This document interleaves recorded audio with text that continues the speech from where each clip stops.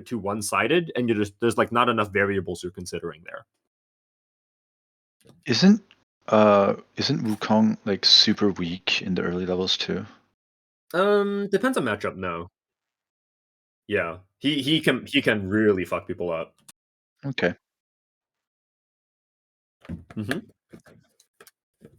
Most champions that I've have just had bad stacking mechanics on their experiences. passive, like, have really strong level 1 potential. Like, Kale's another good example, where Kale from level 2 to 5, she's considered super weak, but level 1, Kale is considered a very strong champion, because she has a stacking passive, right? So, like, a level 1 Kale will usually beat, like, a level 1 Darius, for example, and people get really fucking caught off guard by this, because they're like, it's fucking Kale. They'll go fight her, and they'll just get first blooded, and it's like, what the fuck? So, like, some champions, like Wukong Kale, Wukong also has stacking passive, they're really, really strong level 1. Okay. Not that Volibear's any slouch either, if he gets multiple Ws off. Yeah, he has a stacking too. Mm-hmm. All right, let's see here. I know I don't have to worry about your clear. It should be almost perfect. Okay. Let's see. Where's enemy starting here? Looks like he's starting bot side. Volley's in lane right away. Okay, so you're going to be pathing up together. And this is. Oh, actually, it looks like bot started in lane. They were just hiding in the turret. So we don't actually know anymore where Xin Zhao started. Okay, so it might actually be variable here.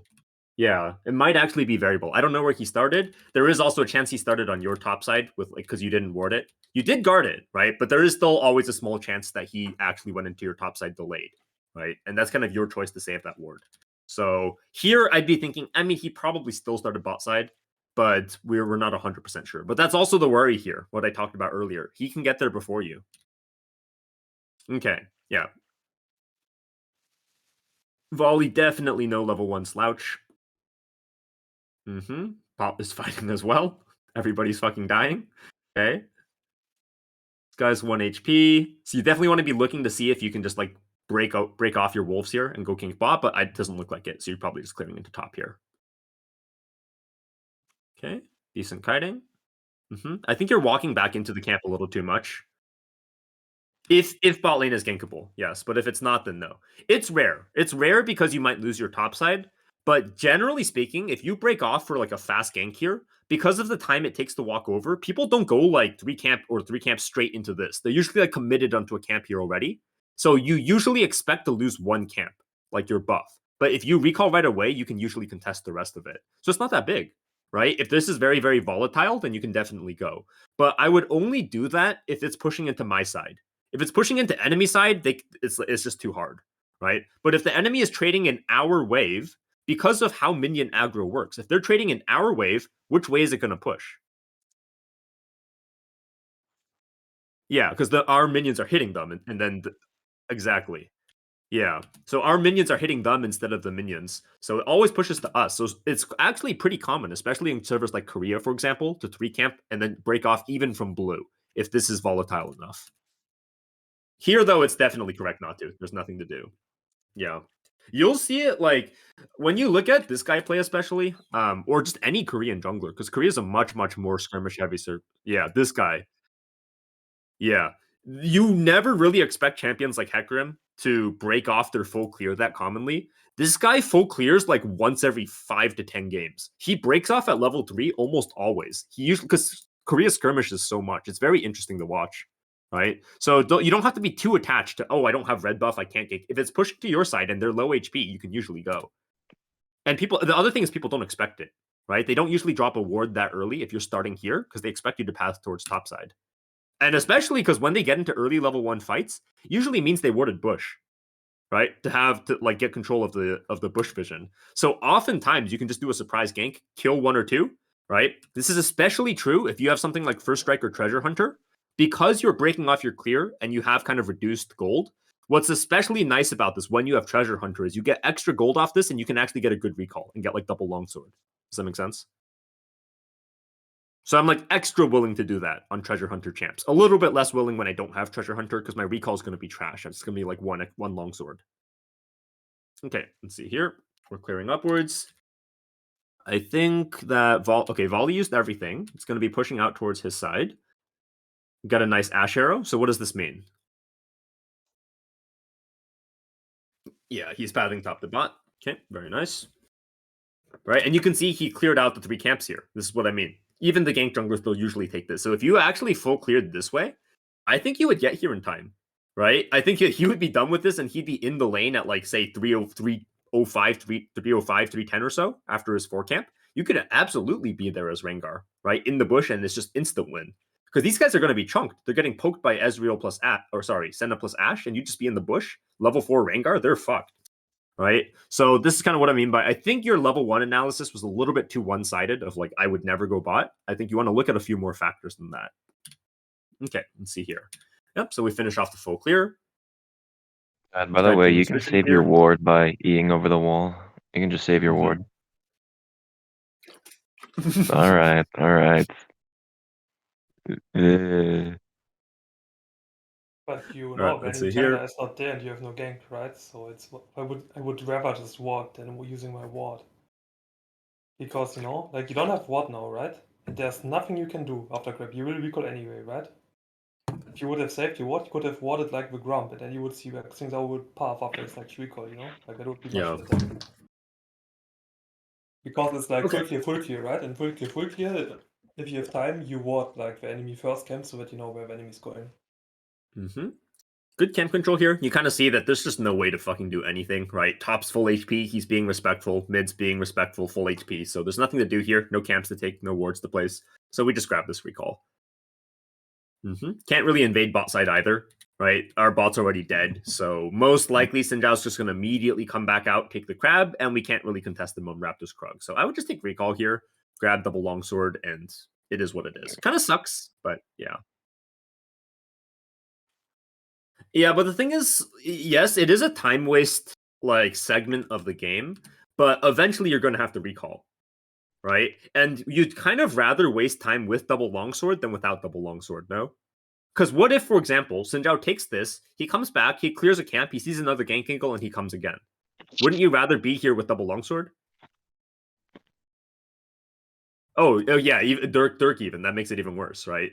So yes, it is kind of free time where your Grump's not going to be up and there's literally nothing to do. But then I would just take recall. I would take a look at these lanes and go, where is it most likely that Xin Zhao's going to show up, or that something volatile is going to open up? And I think that's mid. Top, this is just going to push into volley, and there's no fucking way you can dive this guy. Here, your Annie's trying to push into the Seraphine, right? And Xin Zhao could feasibly take crab and look for gank here because she's shoving in, right? So I would walk over here. I think if it's too volatile looking, I can maybe help her shove in real quick, right? And if not, I can just recall in this bush. If Xin Zhao shows up, I counter. If not, I recall, get my Dirk, and run back out. Make sense? Okay, let's see here. All right, so we end up tossing out kind of strange gank. What the fuck happened here? This is pretty dangerous. This is where Xin Zhao's expected to be. Yeah, but the thing that's important here is you need to ping, because I don't think your Annie necessarily knows. Right? Because if Xin Zhao goes to fight here and you're strong and you have 4 stacks, yeah, you can just fucking go on the guy and just burst him out with Annie. But if she's all the way back here, that's kind of bad. Right? Then there's actually a way you could conceivably lose the fight. If there's too long where you're 1v1ing and Seraphine is bombing you and Annie's just over here. Right? So I think this is fine if you know you can fight, but you just need to ping on the way in.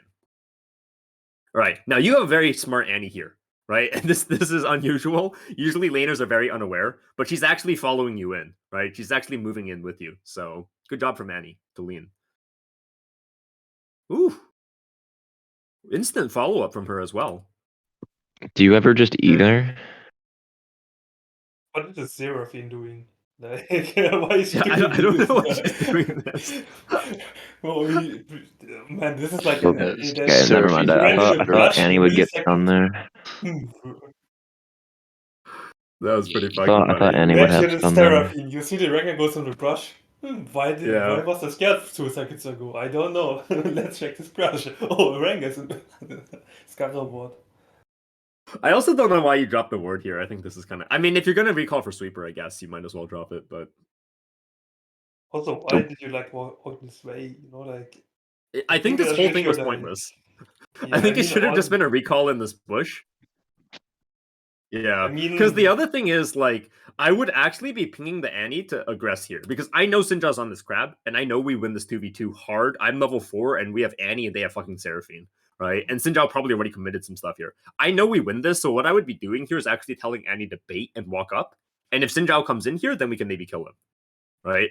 Or we just chunk him really, really hard, and then we can maybe invade his Raptors Krugs, right? Because their bot lane's going to be kind of recalling after shoving in. Our bot lane's going to be back out. We can maybe force this if Xin Zhao's too low. Seraphine's not going to be able to stop us, right? So I think that I would just either recall in this bush or start channeling recall either way. And I start telling Annie to bait. And if she does, okay. If she doesn't, then whatever, right? So I think this was kind of big time waste when we could have baited. All right, so we get Dirk. And this is what I mean. You see how Xin Zhao took a camp and came back out to gank bot again? Gank junglers like Xin, Rek'Sai, they're always looking to gank again. So when you know that he's going to stay on this side of the map, yes, there'd be no camp there if you recall for Dirk right away. But if he ganks, again, you can treat that as, yeah, come fucking gank because I'm going to be in the bush and I'm going to kill you. Same thing as here. Does that make sense? You can bait him into making the play.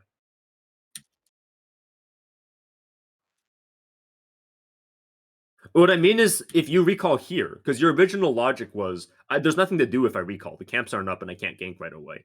But you could potentially bait the Xin Zhao into going for another play because you know he's going to be farming these camps here. Exact same logic as you could have the Annie bait here because you know he's on crab here.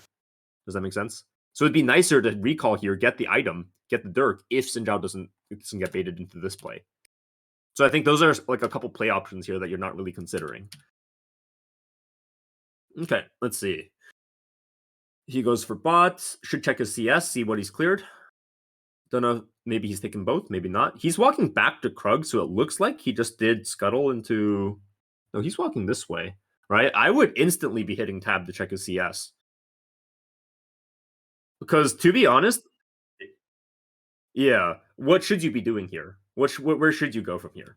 From Grump?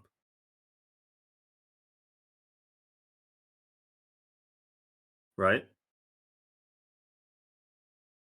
Exactly, right? Because if you look at his body language here, especially if you hit tab and check his CS, he's almost definitely going to Raptors. He has no item, right? He's been here the whole time. He just took the Krugs. So I'd be hitting tab here, and there's no fucking way Seraphine contests. And he's going to clear this, full HP, full mana, right? And Seraphine, I think pretty much,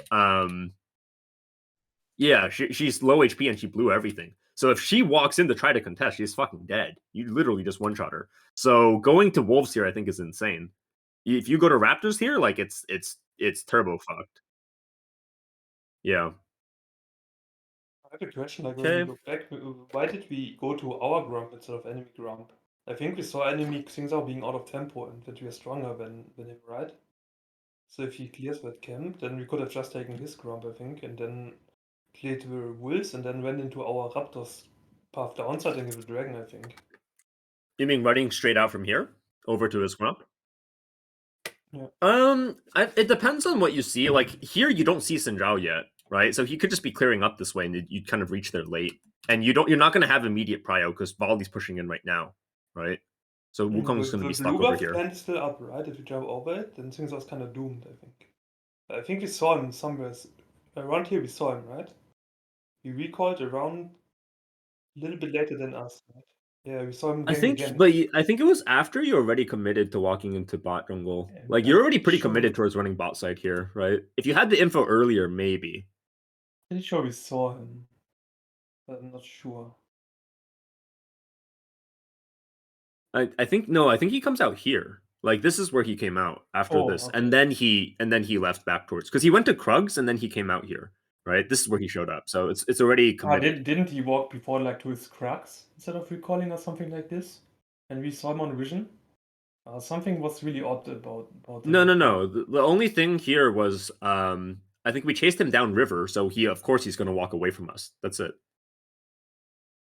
Okay, right, and even if he goes on Krugs here, it's not guaranteed that he's going to stay on map after. He could take Krugs and reset.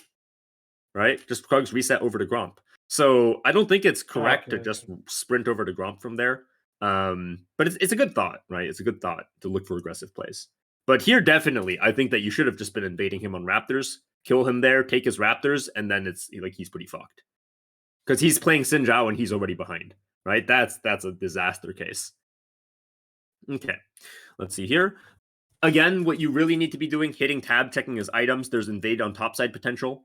right? If the lanes are good, your mid's good, right? So what I would be looking at here is I don't necessarily go straight over to Krugs, anything like that, right? It could be much better to break off in this direction. Top lane is volatile. Volley has no flash. He's pushing in. And you kill the Xin Zhao right now because you have Dirk if he has no items. So I would walk this way after Raptors, and then you have two options, going on top or going into his jungle. But let's see what we did here. Yeah, we started walking over to the Krugs, which I'm not in love with. Okay. You're looking for mid. Clear this out. I would have been invading topside. I think that's just way more consistent here. I think Seraphine has no reason to walk up with the wave like this, right? And she's already leaning towards the bot side. So I think just going top here, just killing the Xin Zhao and taking his camps is kind of better. All right, but I think that window's going to be volley closed. dead. Yeah, if he just cleared upwards, they should already be gone. It's pretty unlikely they're still here. Maybe he's slow though. Okay, he's actually slow. So maybe what he did is he recalled after Raptors, something like that. You do have to be careful here then, because it means he's going to be coming out with items, right? And that volley's going to be here too. The other option is maybe he went onto red/dragon. Okay, but this is a great Ashe arrow. This is why we love Ashe. Yeah, press so it tab looks here? like. Yeah, there he is. Yeah, we don't know if he recalled or not yet. The Xin Zhao? Yeah, but basically this should have been known way earlier, right? Like the tab should have been hit all the way through here. So I think the plays you could have gone for were way more aggressive than this. And then also with you moving over to the Krugs, it's the same thing. I think that your kind of mindset as a jungler is just a little bit off. This is kind of dangerous now, right? He does have no items in total fairness, but Seraphine's in the area and you have no prio. I think you can look for it, but it's a bit dangerous. Yeah.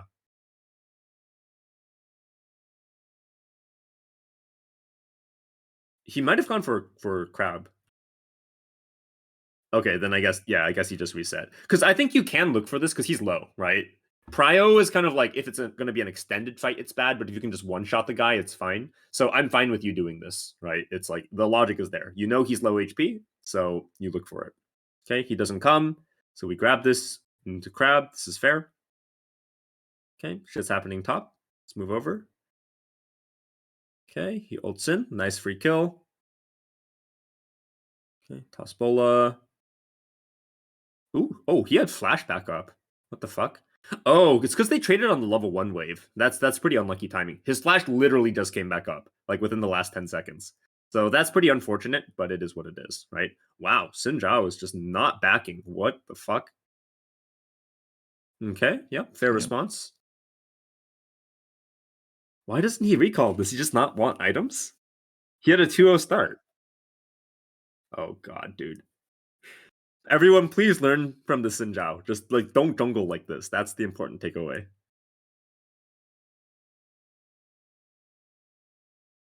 Yeah. The reason that you want to gank on Xin Zhao is because he's strong early. But if you have 0 items, you're no longer strong, right? Go spend your gold. Okay.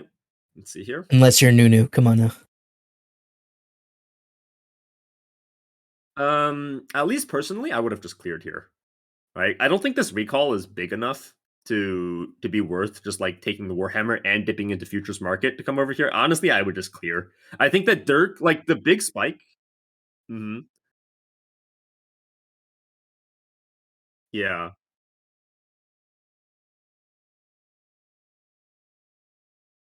It kind of depends on how likely is there that a fight is going to happen, right? And then B, how strong is the component? How much does the Warhammer give you relative to if you didn't back, right? I think Dirk is super fucking big. I think Eclipse, getting your first actual item, like Ghostblade or Eclipse, that's really big. But I think that there's a lot of champions where the second component buy is not quite as big. So oftentimes you'll see me take fast tempo recall on Hecarim, get my Sheen, get my T2 boots, right? But then I won't recall all the way till Triforce sometimes. Because to be honest, a Kindle gem, it's kind of whatever most of the time, right? It's not that big. Yeah. So I would honestly just prefer you clear here. I think you're strong either way. You just take the red, you take the Raptors, and you reassess from there. Because you know Xin Zhao's going to be coming back out to topside here, right? So potentially you could Shadow, go for 2v2 if you want to, stop him on Drake, or on Rift Herald if he starts to force it, or you just clear back towards spot side. Yeah. Okay, let's see here. Yep, we see Xin Zhao here. He breaks off. And then he may go into your top side here, which would be a little bit annoying. Yeah, but it's kind of also the thing that you have to be thinking about before making this decision. Because what else is he going to do? He's going to come back out, check his top side. It's not going to be there. Yeah, so his only thing is running straight back to bot side with no camps, or coming and checking this shit, right? Or like forcing a gank. So I would kind of like think about that in advance, and that's like another reason why I would just clear here, to be honest. Okay, let's see here. He actually ended up going for Rift. Or yeah. Okay. And then you can't really force the Drake here because he might take your whole top side. And you don't have bot lane here. All right, so we have to clear over. Mm-hmm. Okay. Exactly. Clear over. Take a look at top. See if you got to get there fast. From the looks of it, you don't really have to though. I don't really like how you start moving over and then you look. You need to look immediately first and decide like should you go now, right? Because you have to assess how long is the window to actually do this, and it's pretty long here, right? There's nothing specific about this wave that makes you go like I have to go here right now. The only thing I would potentially think about is maybe if you know the difference between your ult cooldown and Volley's. If Volley's ult is still down and you think it's going to come back up, then this is good to rush for. Does that make sense? Otherwise, I don't think there's any like real need to go for this right away. But Xin Zhao actually walks up, so that's quite nice for us. Okay, nice. Get this guy. Good jump. Definitely kill volley as well. Good job. Nice. Mm-hmm. Do you have item on recall here? Okay, so it's probably just take this and just immediately recall. Yeah. Good, good. Yeah, this is where I wouldn't go to Krugs, right? This is good. If you go to Krugs here, what happens? Anybody can answer.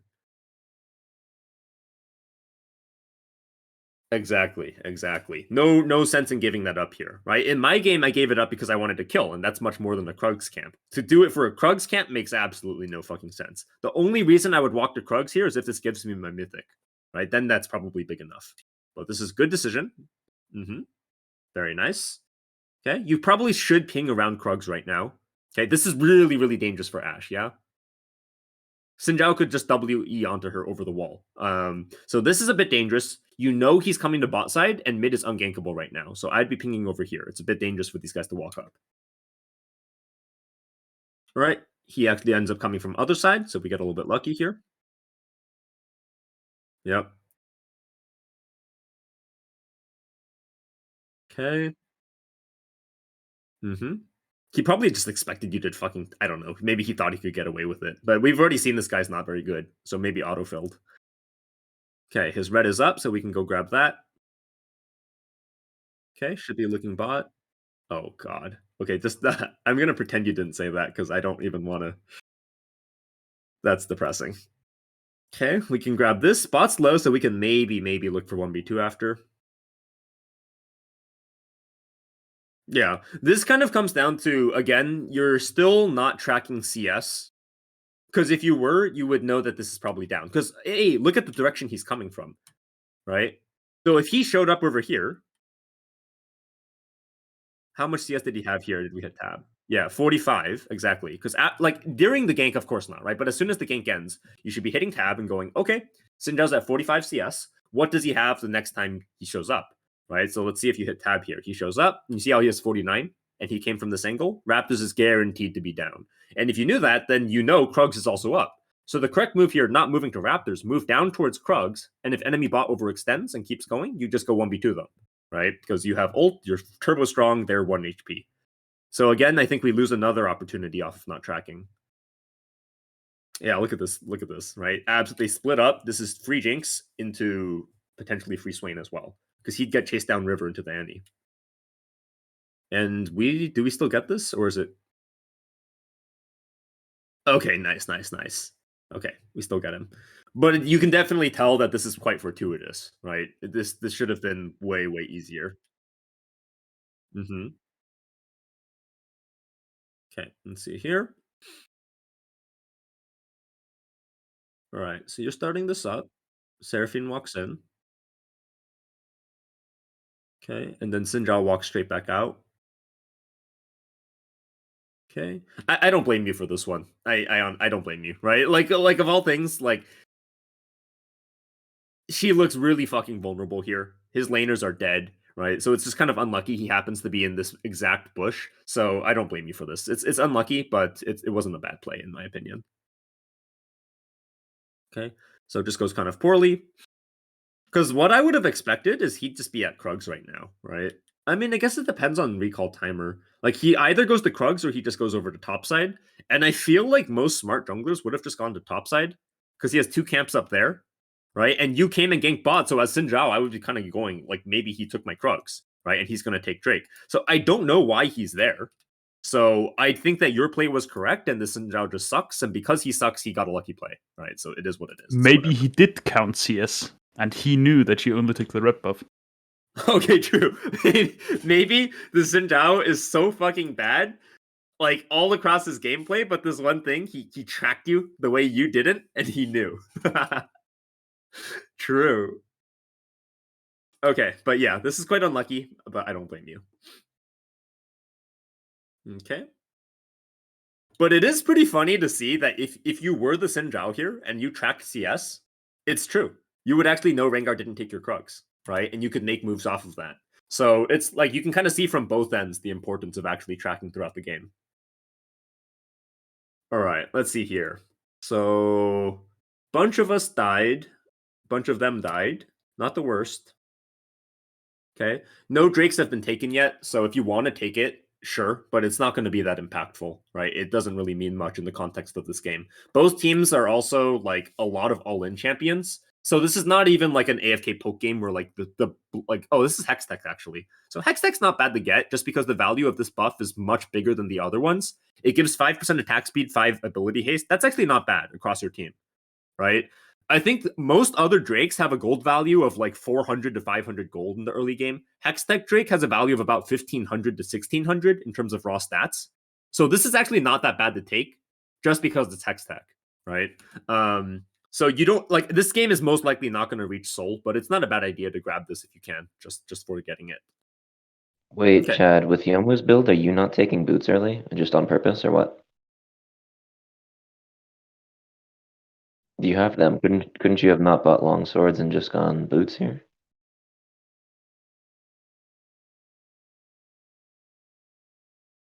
Yeah. Mm-hmm. I think CDR kind of makes sense sometimes as an early purchase just to rush CDR, but especially when you're rushing CDR item first, like you don't really need it later in the game. It's like kind of nicer just to if you're already snowballing, just like get damage and then go into defensive boosts like Tabus or Mercs later. But sometimes CDR boots can be nice as like an early purchase, but especially if you're going Yomus, you just don't need it. You have enough mobility already. Just get damage. Okay, see here. They're fighting. We ult in. I have a question concerning Mm, Rengar, if possible, me too. afterwards. Mm-hmm.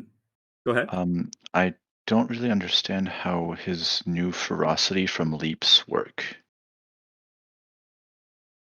Mm-hmm. Yeah.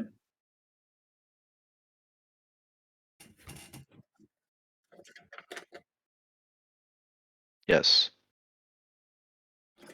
Yes.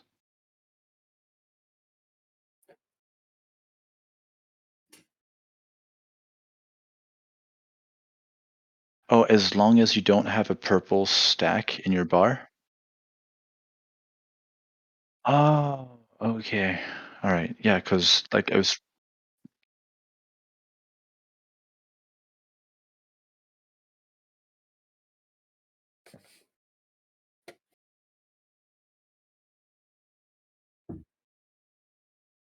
Hmm. Yeah.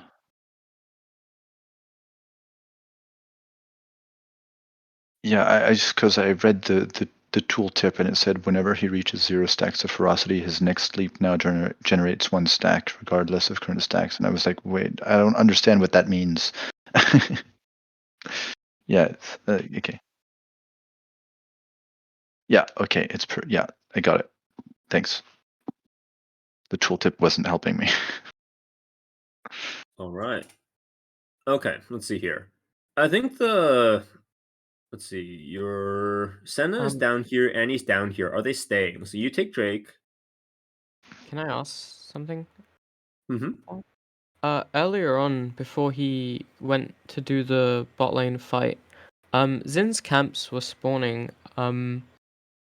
Would the, uh, would there not be any value to kind of go there and try and I don't know, take his camps, draw pressure, like make use of his lead rather than clearing his own jungle? You mean right over here? Oh yeah, right around here. And running straight into his bot side? Yeah, ask the mid laner to shove mid and basically just not let him get any of the farm. Oh, yeah, you can, for sure, because you see Xin Zhao top over here, right? So you're not really going to get into any fights. And bot lane's not going to come for their bot lane because they have to go catch this wave bot. Yeah, going now. Listening Yeah. to the explanation, I didn't really point this out, but yeah, you can definitely rush into his bot side here potentially. The thing that I would point out here, though, is his No, Krugs are going to be sorry, offset from his Raptors. I think you misunderstood me. I'm saying Annie shoves mid and he goes into Zin's top side. Oh, Zen's top side here. Yes. I don't know how many of these camps are up is the thing, right? Because Well- Zin's showing up topside, we know the blue's going to be up, right? Because Zin's showing up now, but it's pretty likely that he already took the Wolves and Gromp if he's showing up here, right? Well, from where he placed the Herald, it seems like he ran straight down the lane. Let me see. This kind of comes down to CS tracking as well, right? Like if you're looking, because he came from here, he didn't go from lane, right? If he recalled and came from here, yeah, but look at Right. the timing. I think he took Wolf's Gromp already. Okay. I think it was just about to expire. Perhaps Yeah, he because put he it took over it a the bit wall. earlier.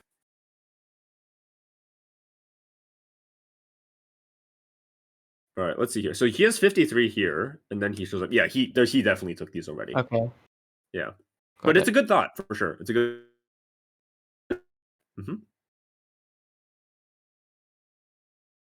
Okay, we end up going down here, taking this shit. And again, yeah, you could have considered going in here. I wouldn't have, simply because it's only one camp, right? So if this was both camps, I would head into here, take these, and then maybe look for a dive angle. How does Annie not Because know either that? way, we can take the Raptors first.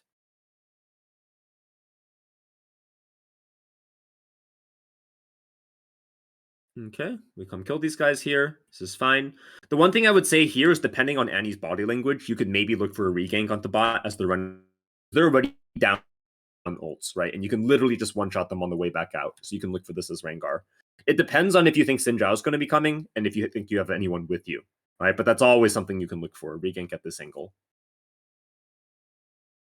Okay, because your bot lane actually, like, Annie and Senna both stayed here. The enemy bot's just going to be running straight back out. I think you can just kill them instead of going to these Raptors, right? And then they're just going to AFK and game's over.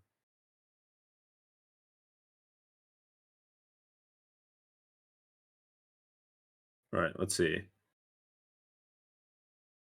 They're walking along here right now, and it's just a straight one shot. I don't think they should be allowed to walk the lane like this. There's not going to be anything to do topside realistically, right? Because like they shouldn't even still be there. They did their play. They should back off, recall, come back out. There's not going to be anything to really do up there. So I would rather just do look for a fast play down here while taking his Krugs, right? Okay, let's see here. You end up invading his top side because he didn't have blue, right? That's good. His camps are probably still down. Exactly. Yeah. Okay. Camps are Those wolves respawning are now. up. We can go for Yep. this Worf. Yeah, they just came back up. Xin Zhao's probably going back out to his bot side to clear the Krugs Raptors. And then we don't really have to worry about bot side right now because they already died. So it is what it is. This is fine. He's so gimped. Sorry if I interrupt. Is it still possible for Rengar to flash out of a bush and still leap? Okay. Oh, thank that's you. completely gone? Oh, I thought he still had like a small timer. Oh, okay. Even with Hex Flash? Because there's a Hex Flash thing. No, that one's going to. EP from a bush. Gotcha. Okay. Is there a reason you're... Thank you. Okay, here we go. Nice. I was wondering why you weren't running over for this free play, but you are. Okay, that's good. Yep.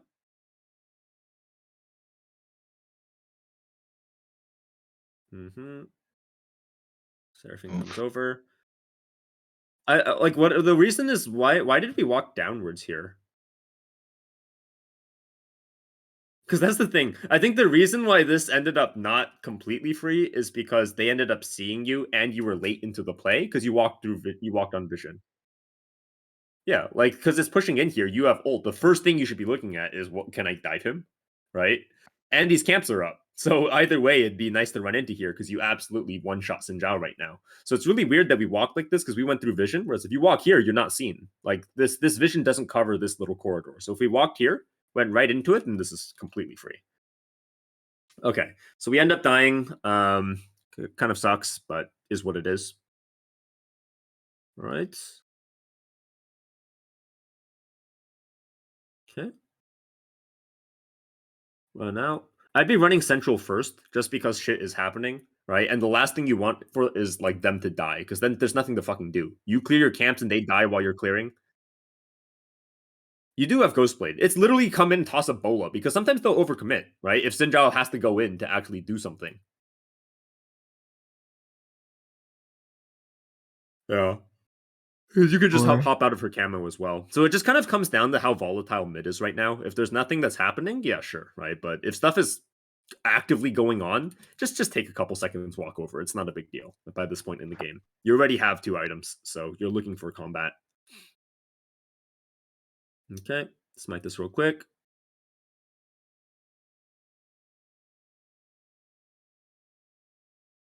He's absolutely dead. Okay, nice. Can maybe look for invade on his bot side. Go aggressive here. Very nice. Yep, Herald. I'd probably just wait on wave here, because there's no way they can contest. Right? Sinjao is dead, Volley is bot, and you saw that Swain full committed in the last fight, right? So he's going to be coming out of base. So I think you can just wait on this one. I don't think you need to spawn it this early. It's not a big deal, but you can maybe just like wait for the wave, shove it, and then get a better Herald charge onto T2. But it's not really a big deal. It should be basically the same thing here. Yeah. Come grab this. Yep. Very nice. Okay, not going to get another charge, so we should just go fan out, take jungle, take recall, all good. And then maybe play for next Drake time or something like that. Okay, good. Team's unfortunately fighting. What the fuck happened here? You did the right thing here, right? Everybody's backing out and fanning, just they kind of overstayed. Yep. So we start moving in. Okay, not really your fault. They're already dead, so we can go clear.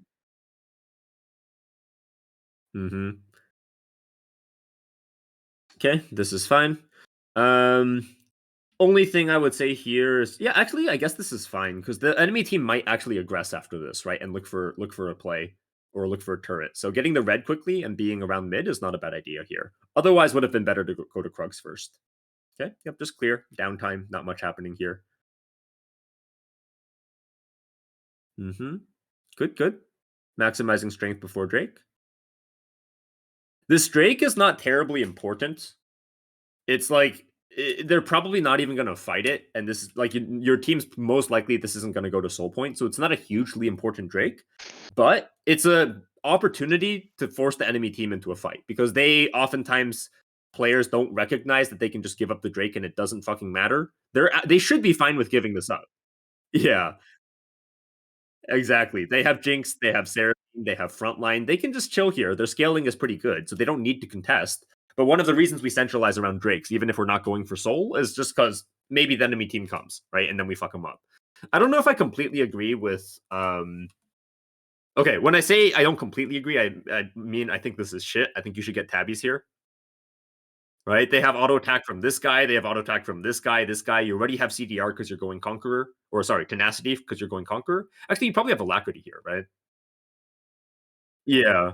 I would consider Tabbies or Mercs here, because by this point you already have CDR from your Ghostblade, and your next item is probably going to have CDR as well, right? So, yeah. I just don't think you get any value out of this. Like, who cares about your flash cooldown by this point? Who cares about your smite cooldown? And you already have CDR. I just get defensive boots. Make sure you don't get one shot. Yeah. Ionian is Swiftys are nice an when they're option early, but later. the later and later it gets, the less they make sense. They're like a nice tempo boot. Okay.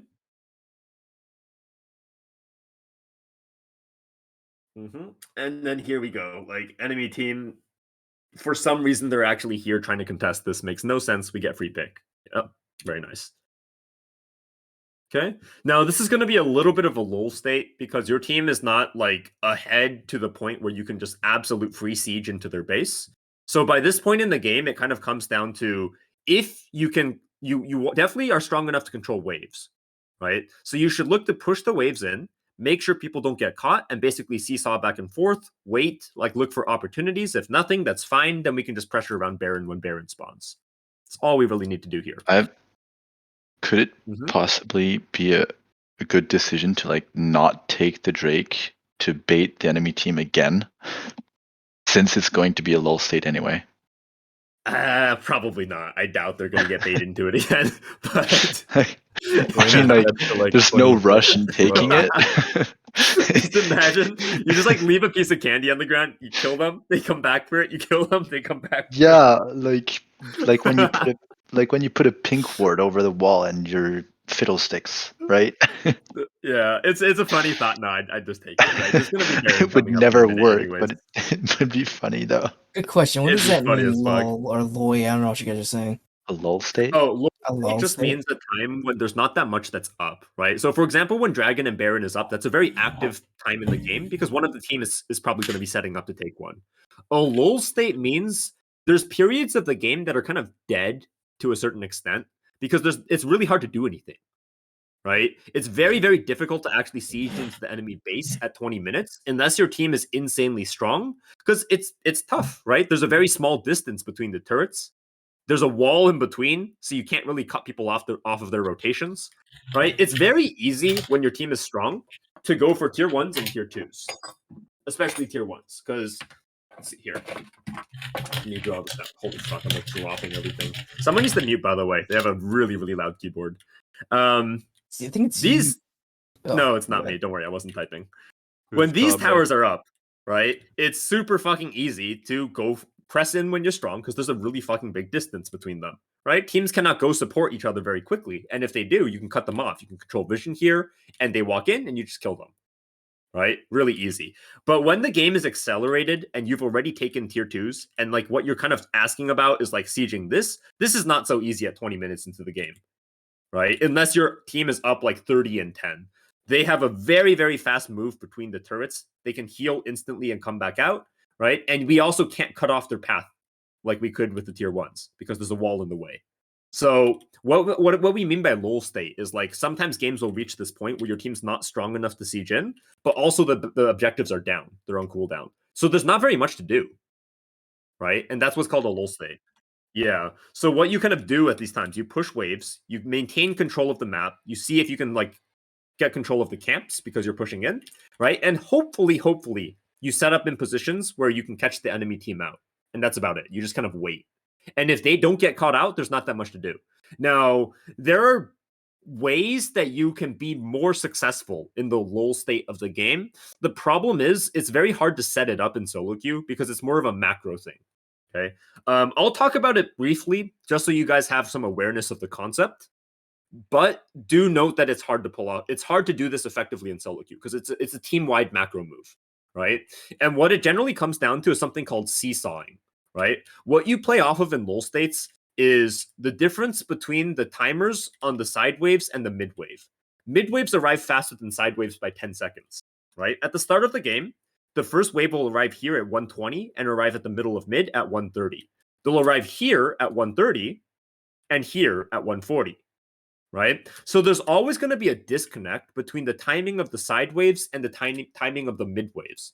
So what seesawing means is it's like one of the most optimal ways to play this lull state where there's nothing to inherently force. So what you're trying to do is maintain control of the map, maintain control of the waves, see if you can control this area so you can steal camps, right? Make sure that no one on your team gets picked off because this is what happens in this time of the game. You guys can probably all attest. Right? Mid-game, when your team is pushing, people tend to desync a little bit and people will start to get caught out and get picked off because they're in enemy territory. right? So a lot of what it becomes about is how do we minimize this risk as a team, okay? And what that comes down to is something called seesawing. You play off of the difference in timing between the waves in mid and top or mid and bot. And what happens is, as a jungler and as a team, you hover mid first, you secure mid push, okay? And then you rotate over in the direction of wherever your split pusher is, and you secure top push. Okay? Because you clear this wave comes first. By moving up this way, if enemy team goes on your split pusher, we're all here, we collapse. Then top lane clears this, next mid wave is here, we go clear mid, and top lane is supposed to hover this way. Right? Most players in solo queue will just jerk off here. They'll shove the wave, they'll sit here doing nothing, and they'll get attacked. Right? And your mid lane might get attacked and you're too far. As a top laner, you're supposed to push this and move this way. Right? That way, if your mid lane gets attacked, your team over here, you are in position. Right? Other things that will sometimes happen is like teams will push this out, and your laner's going to be here, and instead of shoving and moving this way to cover for your top lane, they'll shove this and start moving this way. And it's like, what the fuck? What was the point of this? You're moving away from your laner. That means if you get collapsed on here, your top laner can't come help. And if your top laner gets collapsed on, you can't go help. Right? Now, this is not easy to play optimally in solo queue because it relies on everybody knowing what they're supposed to do. But you can still kind of use that information as a jungler to figure out where you're supposed to be. Right? If your team's pushing here and your team's pushing here, it kind of makes sense that you'd be in this area, right? And which way you should be leaning generally comes down to which wave is here first. This wave is crashing now, lean this way. Then this is cleared, right? You can lean this way for this wave. Does that make sense to everyone? Yes, no, maybe so? Yep. Okay. Good. There's mud.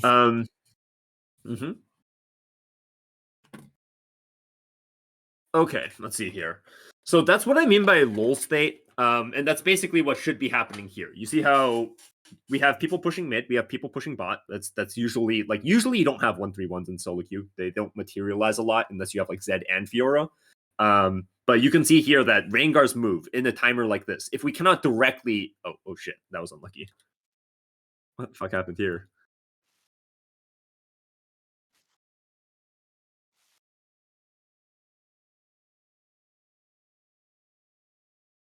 Oh yeah, that bolo was a little bit crappy too. I don't think you should continue after you blow the ult. Yeah, after he ults out and we miss the bola, I think that this is dead, right? Because look where your mid is. Right? So this would be appropriate, and this is what I mean by seesaw. If mid is already pushed in, if mid is one wave faster in tempo, okay, and they already shoved this in, then they'd be leaning this way. Then it would be okay to keep chasing here because your mid would be here to support, and enemy would be caught on mid trying to CS the wave because they're behind, right? But because your mid isn't already shoved, they're one wave behind in tempo than the side wave. This is no longer okay because the enemy team can just come collapse here, and this is a 3v5. This is how you throw games, right? And this is what I mean by it. Even if it's hard to materialize like really, really good lull state macro in solo queue, it's still good to be aware of it because then you'd be much, much more hesitant to do this, right? And you'd be much, much more willing, / like the thing you'd be thinking here is let's secure mid push. Mid game, it all comes down to secure mid push when you have a lead. Just remember that as a rule of thumb. Secure mid push, and then your mid is opened up to move to the side lanes, right? Here you're moving side lane first, which I can understand, right? Volley was too far out. But it means that you have to respect it, right? You have to respect that if this turns into an extended play, you cannot continue. Make sense? Because this is lucky. You got lucky here. You got charmed, and that's unlucky. You got lucky that there's only 2 people here. What if there were more? There could definitely be more. There's no reason they need to be on the top side. It's a flip. Exactly. Yeah. So this is kind of iffy. From a like macro perspective, you should be waiting on like facilitating mid push. So to play like this, it just takes a lot of patience, right? You need to play around fog and really pay attention to who's rotating to what. Exactly. And like this is really important to understand as a jungler because you're usually the one running in between. And it's really, really important to know where you're supposed to be and when you have a timer to do things. Okay? Getting pushed generally means you have a tempo lead. Why? Because this is pushed in and enemy team has to go catch it. And that means 2 things. A, we get to rotate first. B, vision. They're on vision because of the wave. right? So a lot of what proper mid-game macro comes down to as a jungler, what a lot of junglers get wrong is they will go here first or they will go here first. Because they're like, oh, there's a camp here, or I can go shadow this guy. You have to secure mid push first. You have to, okay? Because what happens if you go here and enemy, because you're not going here, they actually all in your mid, right? Or they shove up mid because they're not like you're not there. Then what happens? Can you still go for a side lane play? Probably not. You don't have mid push. They're going to be able to rotate potentially, right? But if you get mid push first and you're patient, and this guy's patient, and you shove this in, and now enemy is stuck over here, now we can rotate over, right? And there's no way we can lose in this situation. It's all about minimizing risk. Okay, so if some of this is going over your head, it's okay, right? It's not all applicable in solo queue, but the concept of securing mid push in mid game when your team has a lead before doing other things is a really, really good rule of thumb if you don't take anything else away from this. Okay, let's see. The shadow play is it good sometimes when the game is even? Yeah, for sure. Right? It's just that you want to think about the alternatives as well, right? Like this is not always applicable. Sometimes the enemy's not even there. They're like dead and your team already has free push. Of course you don't need to be there, right? So it kind of comes down to just evaluate the situation through the lens of would this be nicer if mid is shoved in, right? And also just through timers, right? Because here, this is fine. Him going bot is fine. Why? Because Volley's overextended. Where the fuck is his team? Right? He's just too far up. So he's just going for a quick pick here. The only thing about this move is not incorrect, but the mindset needs to be different here. If you have mid push here, then you can keep going on the Volley. If you don't have mid push here, you have to peel off. Does that make sense? Yeah, They're all just like variables that you keep in mind with regards to what are you thinking about when you play. You're saying they're inting, but I think you're inting there. Okay, let's see here. All right, we come grab this. I would have gone to Krugs first here, and then gone on to Raptors. Because look at the timers on your team, right?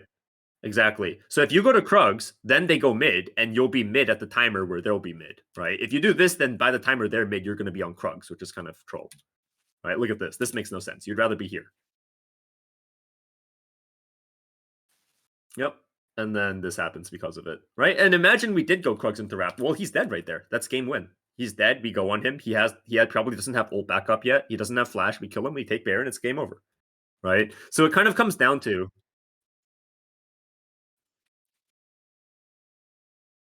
yeah, like either way, you're turbo strong here, right? So this kind of comes. This is like what mid game pathing looks like, right? Where the game's much more spread open, so you don't really like repeat full clear anymore. But pathing still becomes important in the sense of you want to be next to the places that are potentially volatile when they are volatile, right? And here we have it in reverse. So we missed this. Okay, and then here I think going through with this recall is a bit troll, right? You need to make sure that there's no like fight that is gonna happen here first, because look at Wukong's position, right? If Wukong isn't here, then I think this recall is fine. Yeah, you just know. And this is solo queue. This is solo queue. Reduce risk. Reduce this risk. Okay. Oh, okay. So we clean this up. Then we can push in the turret. Very nice. Okay, not bad. Fan out, take some camps, take recall. Or actually, you don't have any gold, so you can just stay on map here. Okay.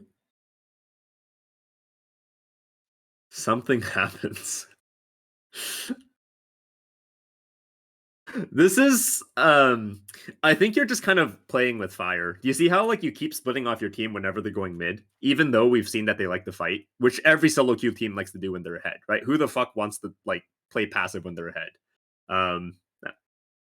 Yeah, it's just opening up so much risk here that just doesn't need to happen. I think you should already be here. I don't think you needed to take this top wave.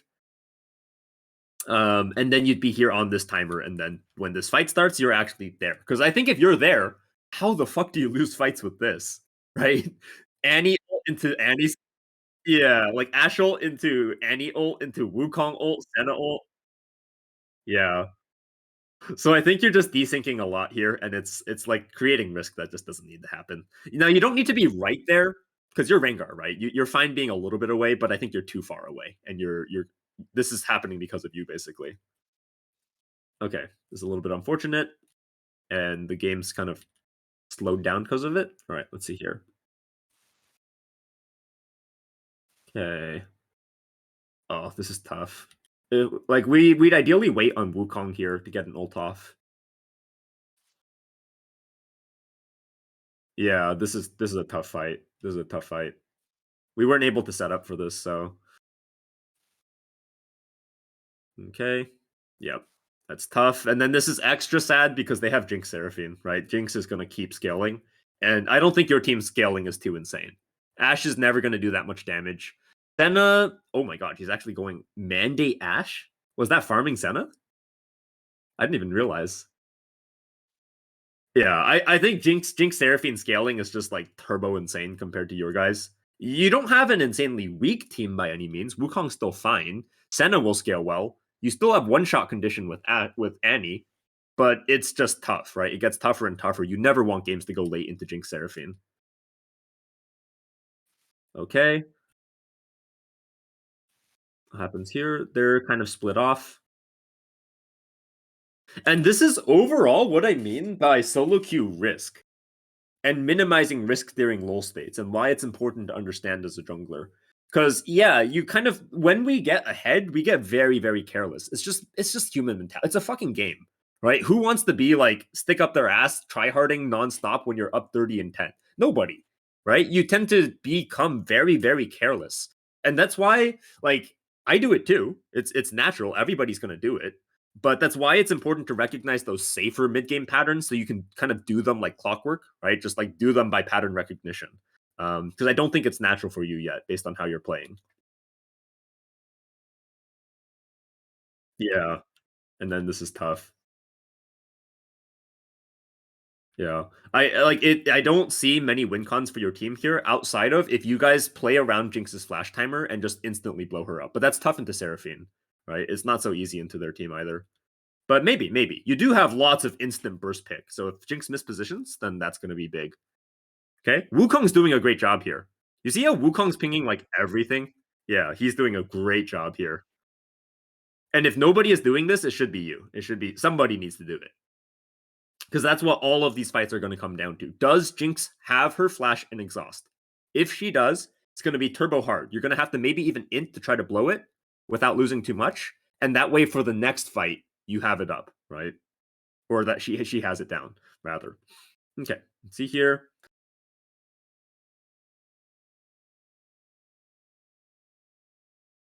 I think this is turbo trolling again. Yeah, look, any of them can rotate. Your team cannot rotate. So this is a bit different. Where by this point in the game, you guys can't really guarantee mid push anymore because you guys are a little bit behind, right? But it's still this is the ideal because if you go for this Volibear, it's going to be an extended fight. He's very very tanky, and you've seen this play happen before. Yeah, and your team's caught mid. Exactly. Mm-hmm. Now, does it mean you always have to secure mid push? No, because here I don't think you necessarily can, right? Even if you're there, so you don't have to. It's just again, what's the mindset going into the ganks? If you understood that it has to happen fast, then this is okay. But that also kind of points to: do we think we can do this fast? And is it worth it to kill them here? Yeah. Now, the thing I like about this is at least you have LDR. The thing I don't like about this is that you saw them all fanned out in this area, and you know your team can't come, and this is the tank, right? So I don't think this is that high value of a risk, but ended up kind of 50-50. Okay, can we pick Jinx off, maybe? Oof. Okay, this is where Mercs or Tabbies would be nice. I don't think you're getting any CDR boot value here. I really would like you to wait on the Wukong a bit before engaging, because that's the only way, right? By this point into the Seraphine shields, there's no way you're one-shotting unless someone's isolated. So, yeah.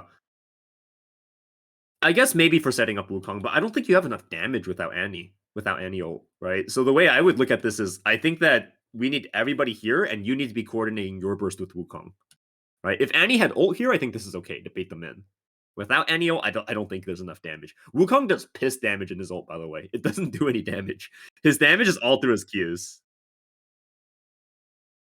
That was nice. Yeah, from his Qs. Mm-hmm.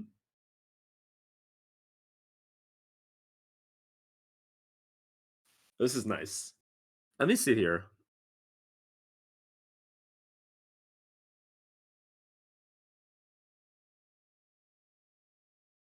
Okay, I do think this kind of comes down to, I don't know why Swain wasted the Everfrost here. I think if they held on to their stuff, this becomes way harder. They just kind of wasted their spells here. Yeah, an important thing to understand about Wukong in general is just Wukong's ult does no damage, but his Q really fucking chunks, right? That's where all his damage comes from. But yep, he got her here. Very nice. Yep. Okay, nice, nice. We're actually coming back into this. With Force Baron. Okay. Yep, back out. Wukong's not here. Good, good. Yep, just wait on next wave for Wukong to get here. Maybe take recall first, push out. Very good. Does anybody have Serpent's Fang in this game? Yeah.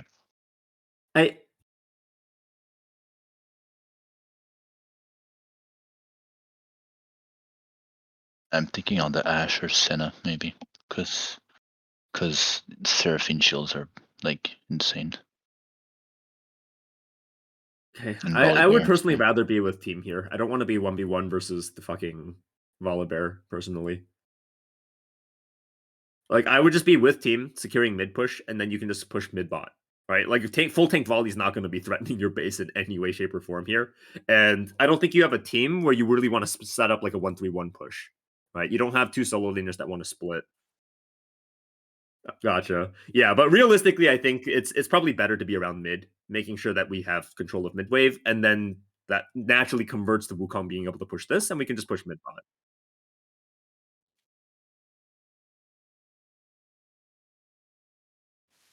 Okay, let's see here. You push this in. I don't hate it though, because you are Rengar, right? You do fucking chunk the turrets. So this is kind of like important to recognize the difference between different junglers. If you're playing like a tank jungler, you need to be with team here. When you're playing stuff that's more like full item AP Shiv or Rengar or like you're fucking Silent Top, right? Then splitting here is fine because you've absolutely chunked turrets. Nice, and we actually end up winning. So the recovery kind of went off of coin flip fights that went well, which I'm not really happy with. I'd rather you end this through proper macro. So I think the mid game is what you really, really have to fix up here. So from a improvement perspective, I think let's write this out. Jungle.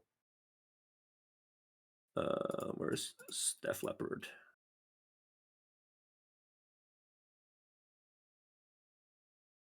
Put this here. This is going to be 425, 2022, another Rengar one. Okay. Oh, wait, what the fuck did I do? Here, and then Rengar. Okay. Delete this, delete this. Okay. Level 1 pathing. What the hell? How do I reset this back to non-control U? Okay, level 1 pathing. Consider enemy pathing plus differential in clear times. I don't think it was troll. It would be troll to path top to bot here. Right? I think top to bot might have actually been a little bit better if you consider that Sindel could reach top first, right? But I don't think he would reach bot significantly faster than you. Make sense? Let's see. So what you did is you cleared, I think you couldn't find anything top sides. You took crab and then you went for mid play. I think when you can't find a play, consider recalling instead of wasting time. Instead of wasting time, because then you can waste time with a Dirk in your inventory. Instead of no items. When you know where enemy jungler is, and you don't have a clear play of going to a camp or gank, consider baiting, right? You could have asked Annie to try to bait Xin Zhao on the push, you could have recalled and asked bot to bait Xin because you knew he'd stay bot side for Krugs and Raptors. Make sense? Didn't track Xin Zhao CS throughout the game. Led to a lot of missed opportunities in terms of invade timers. Right? I think this could have been shut out really fucking early if you just killed him on Raptors and took his Raps, right? Then he's just turbo fucked. And if he contests at all, his Seraphine's just dead. She has no flash, and then he's dead and the game's over. Right?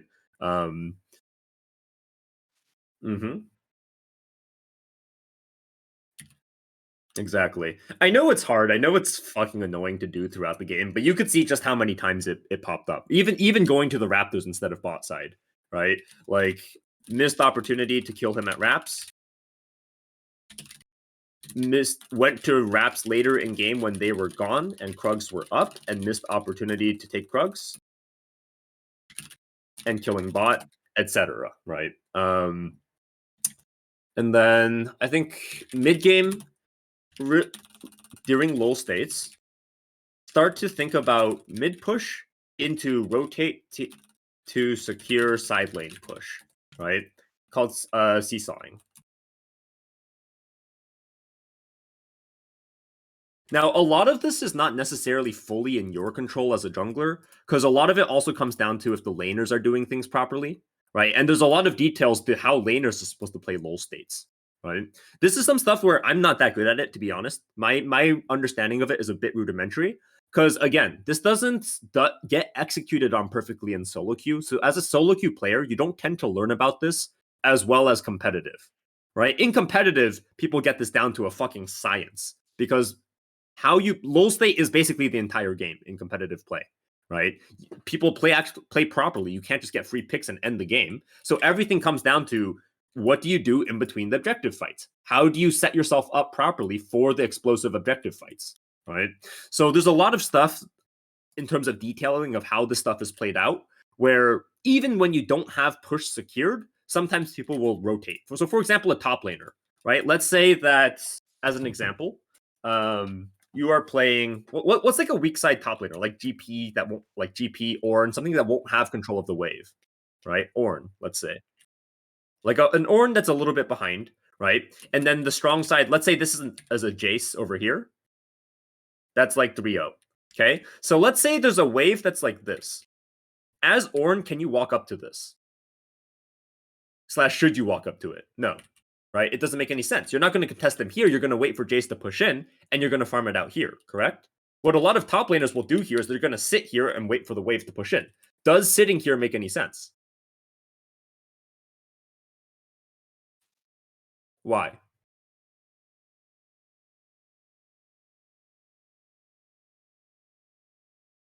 Sure, you definitely shouldn't walk up to this, but if you're not walking up to this, is it ideal to be sitting under turret like this?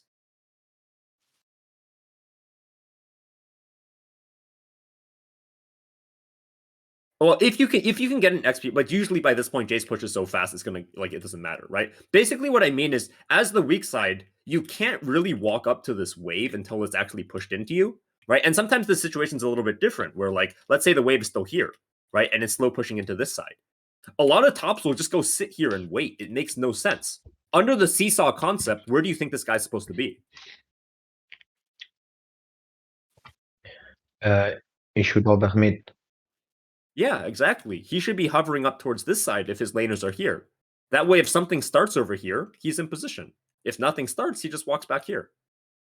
Right? So where you're supposed to move around the map is recognizing there's like dead times where like you can just make improvements in where you're positioned on the map. So this goes for laners as well. Jungling, obviously, you're usually not the one making this decision, right? So you don't really need to know that per se. But jungling, it does make a big difference for like where you're hovering, whether it's here, you're doing your camps over here. Your position changes a lot. And you can see Rengar's position this game made a lot of problems in the mid game, to be honest, right? A lot of the bad plays / team dying or you dying came off of you being off sync on the waves, where I think you can probably recognize that if you guys played a more structured mid game and all you guys did was you were kind of hovering here until your guys got pushed here, right? Then you rotate people over to see if you can find side lane play, because then enemies catching here, right? Catching wave here. Maybe you can even just set up a full dive with your with these guys, right? Rotate them over too. Ash ult, Senna ult, whatever. You can just dive and make this so much safer. And if you can't find anything, that's fine. Whatever. Just wait on the next objective, right? You maintain control of this area, keep taking camps, you're still winning the game out, and just wait on objective spawn. And if you play the game like that, there's almost no risk here. And there's no way that the game ends up like this, where it basically came down to a lucky dragon fight, right? So let's see here. Keep working on mid-game structure, on setting up good mid-game structure, and minimizing risk movements. Yeah, it's tough, but to be honest, when you think about it, there's not much else to think about in those lull states. Like, what the fuck else is there to do, right? There's no objectives to force. You can't really force into their base. So at some point, you kind of just realize as a drunk, there's nothing else to really think about at that time, besides checking items, right? And figuring out, how do we minimize risk here, and how do we move in a way that makes this a little bit better for us? As a top laner, if I have a big shutdown goat on me and the game is even and there is no objective, I sometimes freeze on strong side. Like 18 minutes in game, there is no Drake in the next 3 minutes, like it's coming after 3 minutes. I'm top side, I'm in front of my tier 1 turret, and I just freeze because I don't know what the fuck I'm supposed to do. Because if That I can be push, correct. It can genuinely be correct sometimes. yeah, I Unless feel like it's the yeah, correct. unless you think you're so strong and your comp is like has enough engage No, I that you can't can just go brute kill force people. 1v2 most of the time, you know. Yeah, but it could also be, for example, communicate with your jungler, right? Because as a top laner, it's pretty hard. If, for example, let's say you're a full splitting top laner, so you don't really want to join the Yeah, team. I Let's say you're a full Yorick, splitting right? And joining doesn't do most anything. of the time. What you would ideally like to do there is communicate with your jungler. Because if your jungler doesn't know how to play the game, and I guarantee in most brackets, junglers don't know how to play the game, and they're just like, monkey see, monkey do. I see camp whack-a-mole. I see camp whack-a-mole. And they just end up somewhere on the map arbitrarily, right? What would be nice for you is direct your jungler a little bit, right? Say, yo, path into me, right? And ideally, instead of jungler pathing like this, right, he's going to path like this, and then you line up your crash timers with when the jungler arrives, so you can dive. Right? A lot of top laners get this wrong as well, where they'll perma push, where they won't have much regards for when they actually crash the wave. They're just gonna either crash or they're just gonna freeze here. It's like, what? Crash when your jungler arrives based on his timer. That way you can just immediately go for dive. Does that make sense? So ideally, jungler there, depending on tempo, right? You want mid push first as a team to go for a dive over here, correct? So ideally, from a jungler state, if what it takes is skipping the Gromp, skip the fuck out of the Gromp. Go central first. Make sure that your laners are able to push in, right? And if anybody contests them while you're here, you just fucking kill them. Secure mid push, then move top Like on the point, timer of the crash. Yeah. the point I was trying to make is like sometimes there is just nothing better than playing safe. Because That's true. Because it's solo queue and you can't coordinate anything else but like just playing safe and trying to make so that nothing happens. And to be honest, I have ended up in situations where I would like lane wards while I'm freezing, and 4 people would come topside for me, and I just back off from the tower, and I watch my team destroy something bot side or mid Yeah, side, and I'm like, exactly. lol, guys, what the fuck are you doing for people topside? Like, I because think the only thing I would say about like being too eager to freeze there is like sometimes your team doesn't respect it and they're just going too aggro, even though it's a lull period and they should if just they play are safe, going right? if they are going aggro, I'm putting pressure Yeah, as then well. then But you if need to they pressure are as well. even and they can't put pressure, I just don't have better play, because if I start pushing, then there is no objective, and I'm putting myself at risk and my bounty at risk. Yeah, While they can't push like 4v4, you know? exactly. Just always keep in mind that when you do this, the enemy top is going to start roaming, right? So you want to kind of weigh it against I the risk try that to top's track going to be able him to with find some pings plays. and etc. Yeah. Then yeah, that's good. That's correct. If there's nothing else to do, sometimes freezing's correct for sure. Okay. Anyone else have any questions on the topics that we covered here?